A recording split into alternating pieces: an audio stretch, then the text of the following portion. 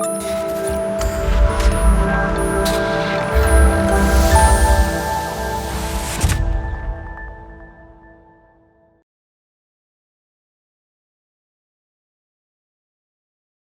الله الرحمن الرحيم. magacaygu waa Cabdirasaaq Aan Saciid.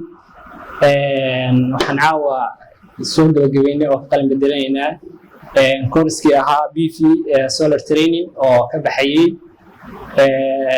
City County University. Waxaan rabaa inaan introduction ka bixiyo qaabkan hoggaamiyayaal oo ah combiner box oo shaqadiisuna tahay protection device ah. combiner box-ka wuxuu ka kooban yahay saddexdan xabo. kan waa fuse-yadu waa ku jira, kanna waa breaker-kii, sidoo kale kanna waxaa la dhahaa surge.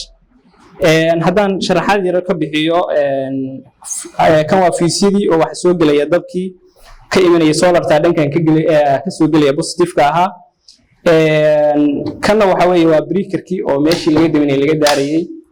halkan kan ku xigana waxa weeye waa surge-kii oo wuxuu xadidii wuxuu yani control-ayay voltage-ka faraha badan ee saaidka ku yimaada uu control-ayay. xariga negative-ka ah solarka markuu ka yimaado halkan toos ugu xidhmaya, kadib wuxuu gelayaa negative-ka breaker-ka iyo wuxuu kala gelayaa negative-ka surge-ka kala gelayaa.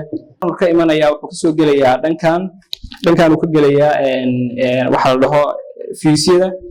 waa kan xarigan uu ka baxaya, xarigan uu ka baxo halka terminalka ah uu ku xidhmayaa.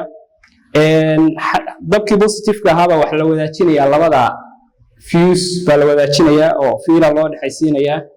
terminalkii marka dabkii positive-ka ahaa laga qaadaya oo waxa la geenayaa midna waxa la geenayaa xarigna waxa la geenayaa breaker-ka, xarigna waxa la geenayaa surge-ka. isku leeyahay